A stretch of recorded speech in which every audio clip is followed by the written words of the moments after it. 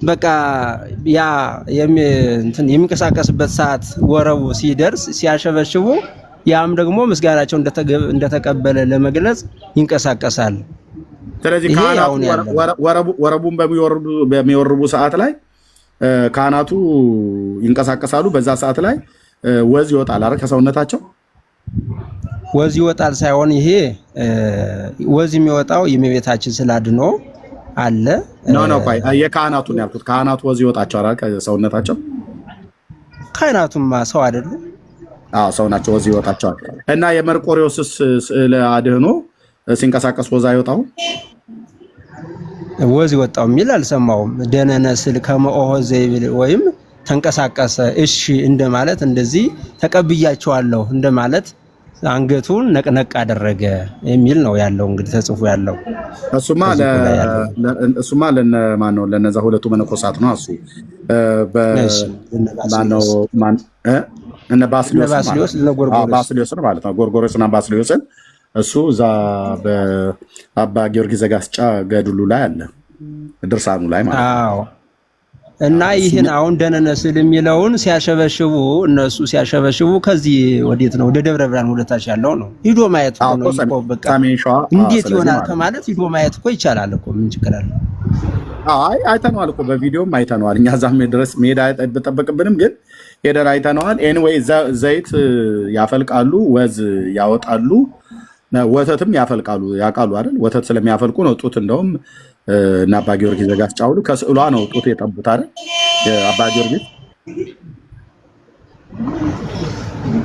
አባ ጊዮርጊስ ከስዕሏ አባ ጊዮርጊስ ከማርያም ከስዕለ አድኅኖ ማርያም ጡት ጠብቶ እንደጠገበ ያውቃሉ አይደል? አይ እንደሱ ሳይሆን ይሄ ጡት የሚባለው አሁን ለሌሎች ሰዎች እንደዚህ ከመቤታችን ጡት ጠቡ የሚለው የጌታችን ኢየሱስ ክርስቶስ ጠብቶት ያደገውን አሊበ ድንግልናን ሳይሆን የፍቅር የጸጋ ነው ቤተክርስቲያናችን ብላም ታስተምረው። ይሄን አይነት ጌታችን ኢየሱስ ክርስቶስ የጠባውን አሊበ ድንግልናን አይደለም። እዚህ ላይ ያው ከጡቷ እኮ ወተት ጠባና አጠገባ ነው አጠገበችው አረካቸው ይላል እኮ የጡቷን ወተት። ይሄ የፍቅር የጸጋ ነው። የፍቅር የጸጋ ነው። የፍቅር የጸጋ የሚባለው እንደዛ ነው። የፍቅር የጸጋ የሚባል ወተት አለ፣ የጡት ወተት። ያው እንግዲህ ሰው ሲወድ የጸጋን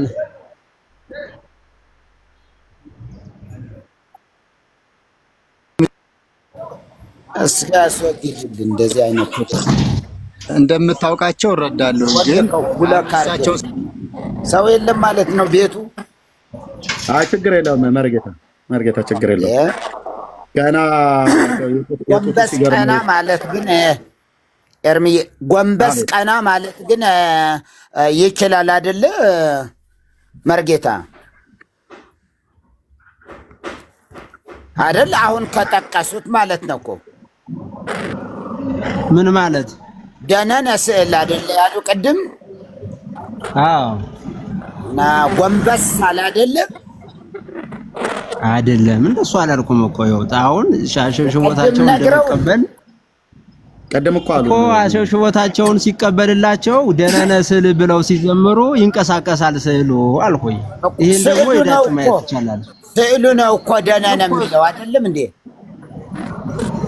እኮ ያነ ይሄ አሁን ደነነ ስዕል ብለው ሲዘምሩ እነሱ ካህናቱ ደነነ ስዕል እያሉ ያንን ለነ ባስልዮስ እነ ጎርጎርዮስ የተደረገው ታምር እያሉ ሲዘምሩ ሲያሸበሽቡ ስለ አድኅኖ ይንቀሳቀሳል። አሁንም ይንቀሳቀሳል። እንዴት እንደሚንቀሳቀስ ይሄ በአካል የሚደረግ ስለሆነ ሄደው ማየት ይችላሉ። መሪ ቆመስ አይተነዋል እንዴት እንደሆነ ምስጢሩ። አሁን እዚህ አደባባይ አሁን ሳልናገር በኋላ ልናገረው እችላለሁ። ግን እርሶም እንዳሉ ጸለዩ ባስልዮስ ወጎርጎርዮስ ሀበስሉ ለቅዱስ መርቆሬዎስ አለ አይደል? ባስልዮስ እና ጎርጎርዮስ ወደ ቅዱስ መርቆሬዎስ ስዕል ጸለዩ። ሀበስሉ ወደ ስዕሉ ጸለዩ። ወይቤሉ ቀተልኮኑ ለኡልያኖስ ኡልያኖስን ገደልከውን አሉት። ደነነ ስዕል ከመ ኦሖ ዘይብል ወተፈስሑ ባስልዮስ ወጎርጎርዮስ ደነነ ስዕል ከመ ኦሖ ዘይብል አዎ እንደማለት ምን አለ ጎንበስ አለ ከዛ ወተፈስሑ አለ ስዕሉ ነው አይደል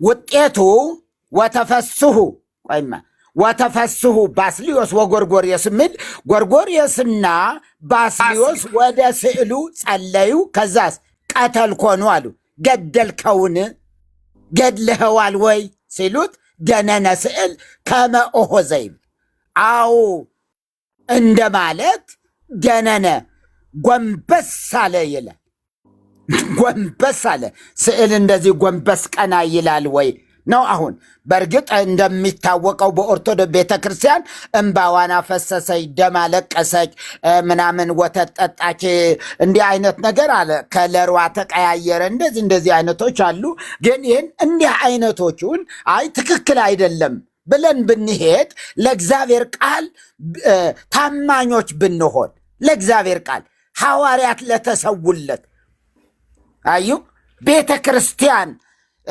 ለተመሰረተችበት ለሰበከችው ለዚያ ወንጌል ታማኞች ብንሆን ጥሩ ነው።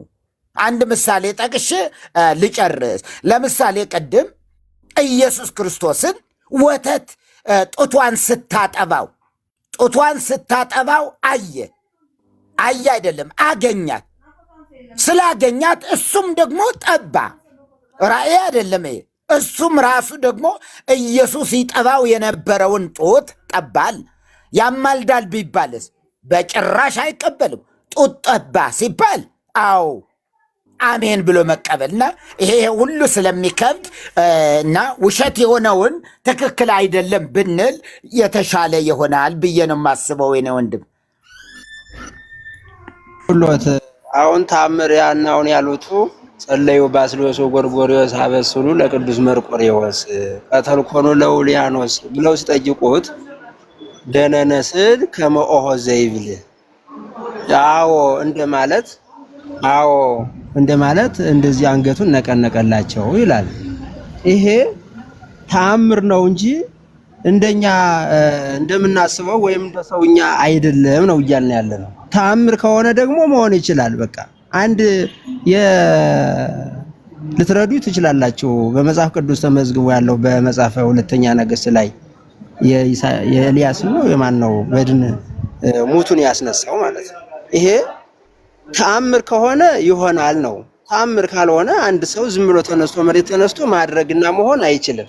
ተአምር ከሆነ ደግሞ ይሆናል ነው። አሁን የኛ እኮ አስተምሮው ዋናው ሎጂኩ ምንድነው ከተባለ ተአምር ነው ብለን ነው የምንወስደው እንጂ እንደ ሰውኛ ስናስበውማ አይሆንም። አንድ ስላድኖ ከወረቀት ላይ የተሳለ ስላድኖ ወይም ደግሞ ካንሶላ ላይ የተሳለ በቀለም የተሳለ ስላድኖ ሊንቀሳቀስ ወይም ወዝ ሊያወጣ ወይም መልኩ ሊቀያየር አይችልም። ተአምር ከሆነ ግን ይችላል ነው አስተምሯችን።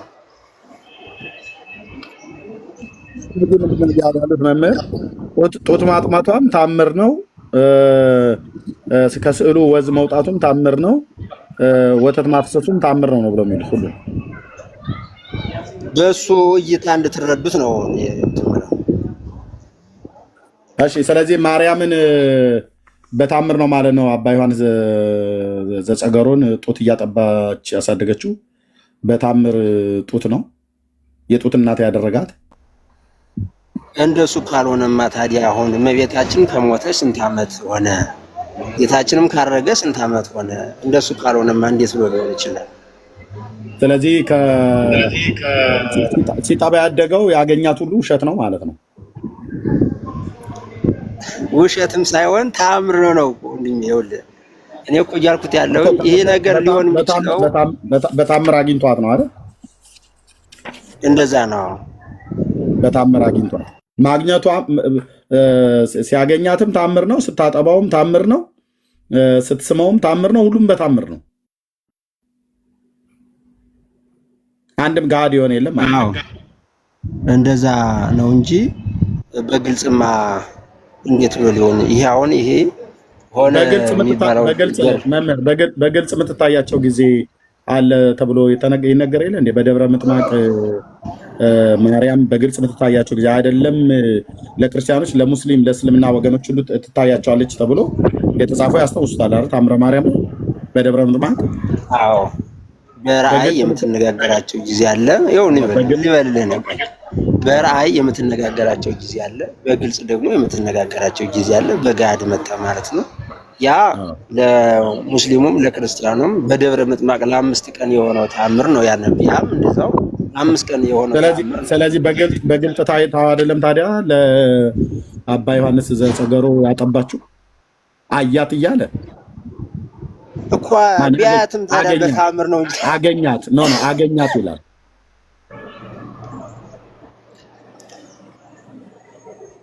አገኛት ይላል። ያገኛት በታምር ነው አይሉም። በአካል ነው ያገኛት። ወደ ገዳሙ ሄዶ ነው ያገኛት። ገዳም ውስጥ በራእይ አይደለም ያያት፣ በአካል ነው ያገኛት። ስታጠባ ነው ያገኛት። እሱም በአካል ጠባ። እንደውም የዛን ጊዜ ከጠባ በኋላ እንደዚህ ይላል። በዚያን ጊዜ ካጠባችሁ በኋላ እንደዚህ ይላል። ይኸው ህዝብ ቤት ያለ መጽሐፍ አይወራም። ባይዘዌ እንስሶቹን ሁሉ ከአውሬዎች ጋር ጦርነት ገጥሞ የበረሃ አውሬዎች ከተቸነፉ ድል ከተነሱ ጀምሮ ይህን አእምሮ የሰጠ ብሎ አሉት። ከነ ጃርት ጋር ተዋግቶ ማለት ነው። ጃርት፣ ከርከሮ፣ ድኩላ ምናምን ነገር ላይ ከነሱ ጋር ጦርነት የገጠመበት ጊዜ ነበረ። እዚህ ዋናው አለቃቸው ዘንዶ ሆኖ ሳለ ዘንዶ ሰብስቦ በአባ ዮሐንስ ላይ ጦርነት ወጣበት። አባ ዮሐንስ ደግሞ ብሎ ይላል እዚህ ጋር ልብ እውቀት የሌለ የበረሃ አውሬዎች ቃሉን በሰሙ ጊዜ ሁሉም በፊቱ ሰገዱ። ስሙ ዘንዶ የሚባል አንድ አውሬ ግን የሕፃንን ቃል አዋረደ። የአባ ዮሐንስ ዘጸገሮ ማለት የ5 ዓመት ልጅ ሆኖ ባነበረበት ሰዓት ላይ ወደ ከማደሪያው ገብቷልና ለእርሱም አልሰገደም። ያም አውሬ ይህንን ሕፃን ይጣላው ዘንድ ሰይጣን በቅናት አነሳስቶታልና ጅብንና ኩስን የሚበሉ እሪያንም ጃርትን ቀበሮን ይሰበስብ ዘንድ ወደ ምድረ በዳ ሄደ። ዘንዶ ማለት ነው። እና ይሄ እንግዲህ በገሃድ ነው የሆነው። ሄደ በኃይሉም የጸና እጅግ የሚያስፈራውን ይላል። ከዛ ያም አውሬ ከጅብና ከአራዊት የሰበሰባቸውን አራዊትን ሁሉ ወደ ማዴ ይመልሱ ብሎ ሰብስቦ ጦር ሰራዊት አስከትሎ ዮሐንስን ሊዋጋ መጣ። እነ ጃርትን፣ እነ ድኩላ፣ እነ ከርከሮ፣ እነ ጅብን ይዞ ሁሉ ማለት ነው። እና ጦርነት ገጠሙ። በጦርነት በገጠሙ ጊዜ አባ ዮሐንስ በመስቀል ምልክት ዘንዶውን ምልክት አለበት እና በመስቀል ምልክት ባለበት ዘንዶ ቢቀርብ በአፍ ውስጥ ያለውን የትቢቱን ይሻር ዘንድ ባርከው እኔም አሳፍርሃለሁ አለው። ዘንዶ የሚባርክ ነው። ባይዘ ዘንዶን አይገስጹም፣ ይባርካል። መባረክ ምን ማለት ነው? መገሰጽ ነው አይደለም። መገሰጽና መባረክ የተለያየ ነው። እሺ እሱንም ልተው። ከዛ ምን ሆነ ይላል እዚህ መጨረሻ ላይ የበረሃ አውሬዎችም ከተቸነፉ በኋላ ይላል ጦርነቱ ገጠሙ። በአባ ዮሐንስ ዘጸገሮ ጦርነት ድል አሸናፊነት ሆነ። ከዛ ድል ከተነሱ በኋላ ይህንን አእምሮ የሰጠህ እግዚአብሔር አበሳ በደላችንን ይቅር በለን እያሉ በፊቱ ወደቁ። እነ ጃርት፣ እነ ከርከሮ፣ እነ ድኩላ፣ እነ ጅብ ሁሉ ተሰብስበው ለዮሐንስ አባ ጸገሮ ኃጢአታችን ይቅር በለን ብለው ሲሉት አባታቸውም አራዊቱን እግዚአብሔር ይቅር ይበላችሁ፣ ያው ማይሰራ ኃጢአት እግዚአብሔር ይፍታ ብሎ እኔም ይቅር ብያችኋለሁ ዳግመኛ አትበድሉ አላቸው። እነ ጃርትን ማለት ነው። በዚህ ጊዜ ከዚህም በኋላ ይላል ከዚህም በኋላ ማደሪያቸው ወደ በረሃ ወደ ሆነው በረሃ ሄዱ።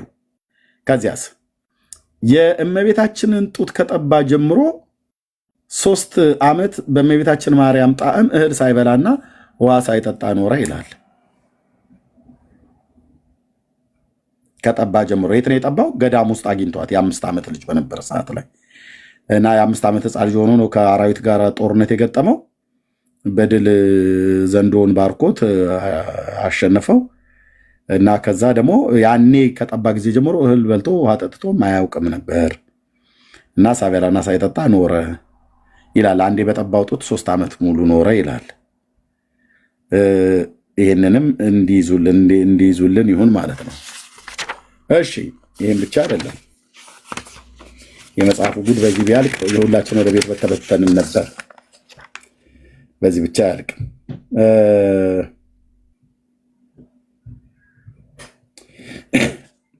በዚህ ታምር ላይ ሊቀ ነቢያት ሙሴን ያው ያውቁታል መምህር። አለቱን ሲመታው ምን ነበር የፈለገው መምህር? ሊቀ ነቢያት ሙሴ አለቱን በመታው ሰዓት ላይ ምን ነበር የፈለገው?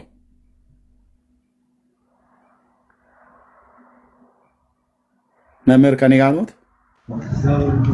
አቤት አለው ወይ ታርጅ ነበርና ሊቀ ነቢያት ሙሴ እግዚአብሔር አለቱን ምታው ባለው ሰዓት ላይ ምን ነበረ ወጣ ብሎ የሚለው? በየት ከእስራኤል ሲወጡ ነው ወይስ መቼ? እኮ ከግብፅ ምድር አለቱን የምታው አንድ ያለ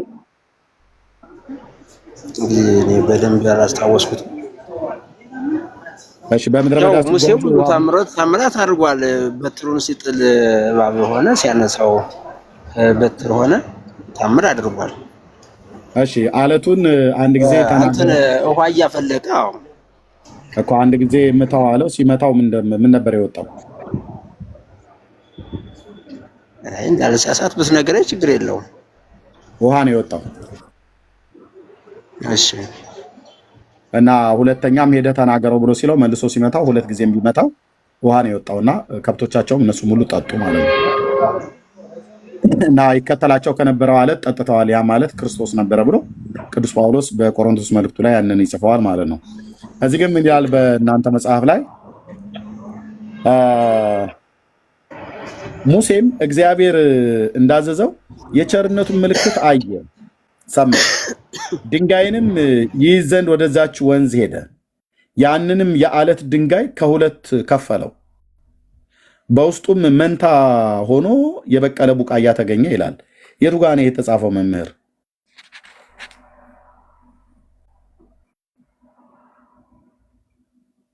ይሄን እኮ ራሱ እንትኑ ጸሐፊው ስላለ መጠየቅ አድራሻውን አስቀምጧል። መጠየቅ ይቻላል። እኔን ተወይ ነው። አይ ጸሐፊው አለው ነው። እሺ ይሁና አለች አሉ ከበሮ ይላሉ የሀገራችን ገበሬዎች ሲተርቱ። ይሁን እንዘለዋለን። ውሃ ነው ፈለቀ ብሎ የሚለው የአምላክ ቃል፣ እዚህ ግን ቡቃያ ተገኘ ይላል። ቀጥሎ ቀንበጥና ጫት ሊሉን ይችላሉ። እንግዲህ ጸሐፊውን መፈለግ ነው። ጸሐፊዋ ግን የኢትዮጵያ ኦርቶዶክስ ተዋሕዶ ቤተክርስቲያን ገዳሙ ነው የጻፈው። ገዳሙ ነው ጸሐፊው። የኢትዮጵያ ኦርቶዶክስ ተዋሕዶ ቤተክርስቲያን ነች። መምህር ጥሩ ማምለጫ ይዘዋል። ይሄ ይበል የሚያሰኝ ነው። እንደዚህ ጥፍ ብሎ መሄድ ምን ይባላል? አልጨረስኩም መምህር ያልጨረስኩም። ቆይ አልጨረስኩም። ተአምር ነው። እንደዚህ አይነት ነገሮች ጡት የጠባው ለምን እንደዚህ አይነት ጽሑፍ ለምን ይጻፋል የሚለውን ሎጂኩን ዋናው ቅድም አሁን ያነሳው ነገር እመቤታችን አሁንም ቢሆን ጌታችን እያጠባሽ ነው ያለሽ ወይ እሱስ አሁን ሁሉ ጡት እየጠባ ነው ያለው ወይ ለሚለው ነገር ያን ስትነጋገሩ ስለሰማው ነው የገባው። የራሴን እንግዲህ ያው በቤተክርስቲያናችን አስተምሮ እንደዚህ አይነት እንደሌለ በተአምር ከሆነ ያው ሊገለጽ ስለሚችል ታቅፎ ሊገለጽ ስለሚችል የሚለውን ለመናገር ነው የገባው። እንግዲህ ያው ብዙ ሰዓት ቆይቻለሁ። አንድ ጥያቄ ልጠይቆትና እግዚአብሔር ያክብርልን እንኳን ደህና መጡ። አንድ ጥያቄ ልጠይቆትና የመጨረሻ ይሁን። በኢትዮጵያ ኦርቶዶክስ ተዋሕዶ ቤተክርስቲያን አስተምሮት መሰረት ሃይማኖት የሌለው አረማዊ እና እስላምን ቢሆን ሳይጠመቅና ክርስትናን ሳይቀበል ይድናል? መንግስተ ሰማያት ይገባል? እሱን ደግሞ መጽሐፍ አይቼ ብመጣ ይሻላል። አይ ለዚህ ምን ማየት ያስፈልገውታል? አንድ በኦርቶዶክስነት አስተምሮት በአምስቱ አዕማደ ምስጢር አስተምሮት መሰረት በቤተክርስቲያኒቱ አበይት በተባሉ አዕማድ ትምህርት መሰረት አንድ ሰው የእስልምና ሃይማኖት ተከታይ ሆኖ አረማዊ ሆኖ ወይ መናፍቅ ሆኖ ከሃዲ ሆኖ ሳይጠመቅ ቅዱስ ቁርባን ሳይቆርብ እና አምኖ ወደ ስመ ክርስትና ሳይዝ ቢሞት መንግስተ ሰማያት ይገባል? እስላም እንደሆነ በኦርቶዶክስ አስተምሮት ሳይጠመቅ መግባት አይችልም። አይችልም አይደል? ይሄ መጽሐፍ ግን እስላምን ቢሆን ይድናል፣ መናፍቅም ቢሆን ይድናል፣ ሳይጠመቅ መንግስተ ሰማያት ይገባል ብሎ ይላል። ምን ይላሉ? ሳይጠመቅ መግባት አይችልም። የመጽሐፍ አስተምሯችን እንደዚህ። ግን ይሄ ይላላ እንግዲህ አስተምሮ እንደዛ ነው። ዋናው ያለው ተግባር የምንፈጽመው አንድ ሰው ካመነ በኋላ ይጠመቃል። በዛ ጊዜ የሥላሴ ልጅ ይሆናል። በቃ በዚህ ሁኔታ ነው ያምኖ እና ቤተክርስቲያኒቱ ላይ ጻፈችው። ቤተክርስቲያኒቱ ላይ ጻፈችው ትክክል አይደለም። እሱ እኔ አሁን የጠየቀኝ አምኖ ሳይጠመቅ ወደ ሞት ቢሄድ ማለት ነው እያልከኝ ያለ አምኖ ሳይጠመቅ አይደል? ሳያምንም ክርስቲያንም ሳይሆን ሳይጠመቅ ነው። ክርስቲያንም ሳይሆን ሳይጠመቅ እዛስ በምንድን ነው ወደዛ ሊገባ የሚችለው? ይገባል ይላል በአባ ዘጸገሮ ገድል እና በመቃብሩ አምኖ ማለት ነው እኮ። ካላመነ ካልተጠመቀ እንዴት ነው በምን ነው ወደዛ ሊገባ የሚችለው?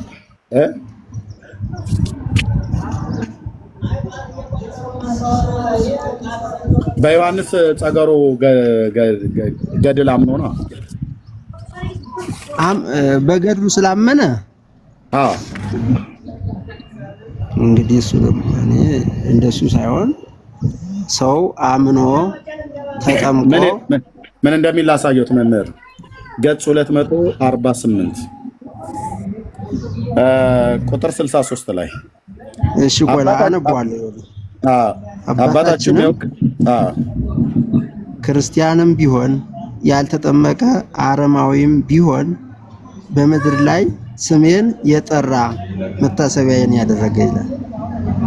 ተው በቃ ያው ነው አረፍተ ነገሩ። ሐዋላ እሺ እስከ ስንት ትውልድ ትምርልኛለህ ጥያቄ ነው አለው። ጌታችንም እስከ 10 ትውልድ ድረስ እምርላለሁ አለው። ከዚህም የሚበዛ ስለ ድንግልና ንጽሕና የክረምት ነጠብጣብ ያህል የኃጥአንን ነፍሳት ከደይን ወይም ከሞት አወጣልሃለሁ አለው። ጌታችንም ይህንን ተናግሮ ወደ ሰማይ አረገ። አሁን ዋናው ነገር እችኛዋ ናት ዋላ ያለችው። ያልተጠመቀ አረማዊ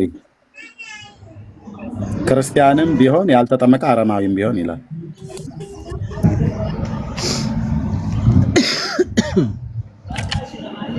እንደዚህ አይነት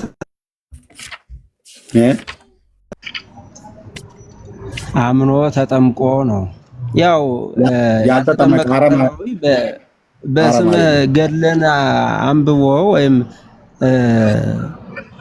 መልካም ስራህን አይቶ መልካም ተጋድሎን አይቶ ከዛ በኋላ አምኖ ተጠምቆ ነው ሊሆን የሚችለው እንጂ እንዴት ብሎ ዝም ብሎ እኮ ጌታችን እኮ ነው ቃል ኪዳን የገባለት። እንደውም ቃል ኪዳን ሲገባለት የማርያምን የእናቱን ጡቶች ይዞ ነው ቃል ኪዳን የገባለት። ላይዋሻው ማለት ነው። ላይዋሻው እዚህ ቁጥር 33 ላይ ይታየውታል። ገጽ 279 ማለት ነው። ይህንንም ብሎ እናቱን አመጣለት፣ ጡቶቿንም ይዞ በጡቶቿ ማለለት ይላል። ጡቶቿን ጨብጦ ነው ጌታችን ኢየሱስ ክርስቶስ ላልክድህ የገባውልህን አረማዊ ቢሆን ኢቭን እስላምና ሌላም ቢሆን እንኳን እምርልሃለሁ ብሎ አለው ይላል። አሁን እሱ ጌታችን ከመቤታችን ያለውን ቁርኝነት የሚለው እሱ በሱ ውስጥ ምንም እንትን የለም። ጡቷን ይዞ ነው ማለት ነው። ጡቷን ይዞ ነው ማለት ነው። ሁኔታ ሊገለጥለት ይችላል። የሱ ሳይሆን አሁን ያንኛውን ግን የምነግርህ ሰው ካላመነ ምናልባት በገድሉ በሱ ስራ አምኖ ተጠምቆ ከዛ በኋላ ሊገባ ይችላል። የሱን ስራ አይቶ የዮሐንስ ስራ መልካም ስራ አይቶ ተጋድሎን አይቶ የእምነት ጽናቱን አይቶ አረማዊ የሆነ ሰው አምኖ ተጠምቆ ሊገባ ይችላል እንጂ ያንን አይቶ ካልተጠመቀ ምኑን የሱን ስራ ምኑን ተቀበለው? ምኑን ይቀበለዋል? ስለዚህ አረማዊም ቢሆን እስላምም ቢሆን ይድናል አይደል?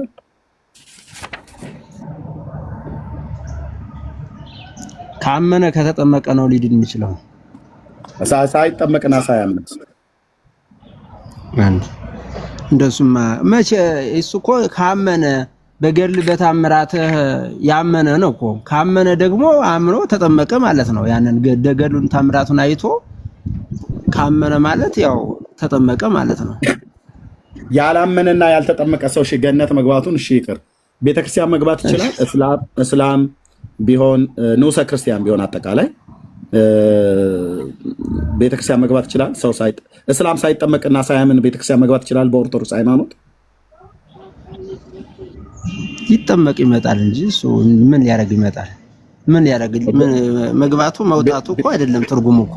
ቢመጣ ግን ይገባል እኮ የሚከደው ጸሎት ሊደረግ አገልግሎት ሊሰጥ ለእግዚአብሔር ያምልኮ ስጋው ደግሞ ለመቀበል ጸሎት ለማድረግ ያው በቃ መንፈሳዊ ስራ ለመስራት ካልሆነ ምን ሊያደርግ ይሄዳል? ሌላ እንዲህ ይላል መምህር ገጽ 356 ላይ ቁጥር 14 አባታቸውም እንዲህ ሲል ተናገራቸው፣ አትፍሩ አትደንግጡ፣ እኔ የምስራቁ አባታችሁ ነኝ።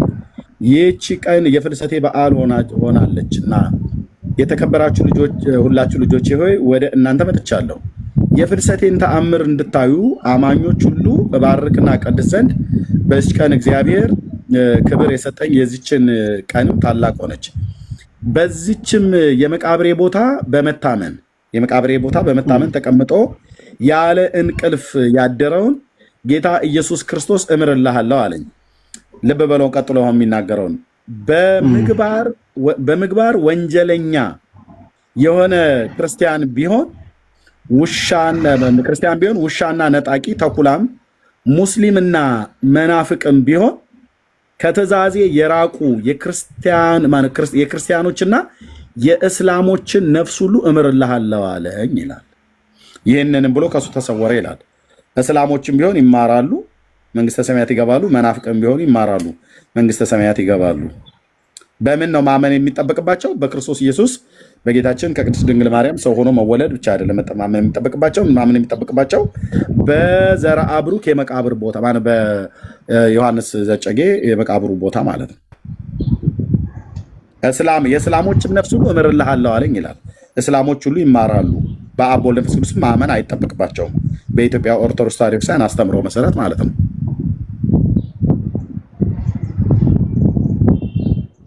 አረማዊም ቢሆን መናፍቅም ቢሆን ይድናል፣ በኦርቶዶክስ ተዋሕዶ ቤተክርስቲያን አስተምሮ ማለት ነው።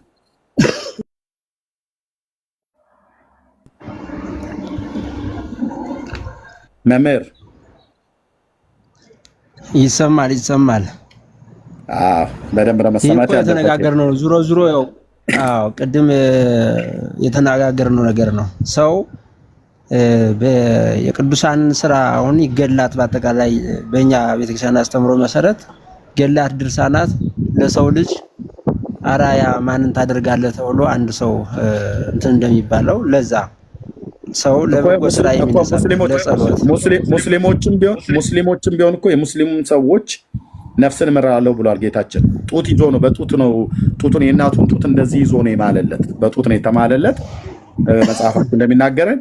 ስለዚህ በመሐላ ውስጥ ሙስሊምም ቢሆን መናፍቅም ቢሆን ከትእዛዜ የራቁ ክርስቲያኖችንና የእስላሞችን ነፍስ ሁሉ እምርልሃለሁ አለኝ። ይህንንም ብሎ ከእሱ ተሰወረ ይላል ጌታችን። አይዋሽም አይደል? እሺ ብሩኬ ወንድምነት ቀጥል። ጥያቄ አለኝ እያለ ነው ከላይ።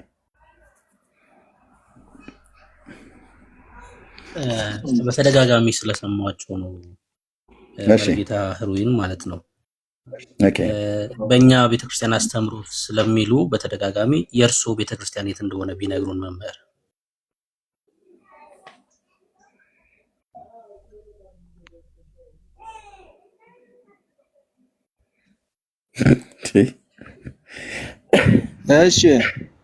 እሺ ቡሩክ የእርሶ ቤተክርስቲያን የት ነው? የኢትዮጵያ ኦርቶዶክስ ተዋሕዶ ቤተክርስቲያን። እሺ አባ ዮሐንስ እሳቸውስ እና ደግሞ ገዳሙ የማን ቤተክርስቲያን ነው? እንግዲህ ከዚህ እንዳየሁት አባ ዮሐንስ ዘጠገሮ ገዳማት አድባራት ያው የኢትዮጵያ ኦርቶዶክስ ተዋሕዶ ቤተክርስቲያን ናቸው እኮ። በተደጋጋሚ እንግዲህ በእኛ ቤተክርስቲያን አስተምሮ ሲሉ ስለሰማሁት ነው። እንግዲህ ቤተክርስቲያኒቱ እነዚህ ገዳማት የኢትዮጵያ ኦርቶዶክስ ከሆኑ እነዚህ መጽሐፍት ላይ ያሉት ትምህርቶች በሙሉ የኢትዮጵያ ኦርቶዶክስ ነው ማለት ነው። እና እኔ በእኛ አስተምሮ ሲሉ ወይ ክርስቲያን ሆኖ ከሆነ ምናምን ማወቅ ስለፈለኩኝ ነው፣ በተደጋጋሚ እንደዛ ስለተጠቀሙ ማለት ነው። ያው እንትኑ ይገልጻል ብዬ ነው፣ ኦርቶዶክሳዊ ቁም ነገር ስለሚል ይገልጻል ብዬ ነው እንጂ ነው መጀመሪያም ስገባም ያው ተናግሬያለሁና። እሺ እነዚህን ገድላቶች የኢትዮጵያ ኦርቶዶክስ አይደለም ብለው ነው የሚያምኑት እርሶ? ገድላት የኢትዮጵያ ኦርቶዶክስ ተዋሕዶ ቤተክርስቲያን ናቸው እንጂ ያው ገድላት እንግዲህ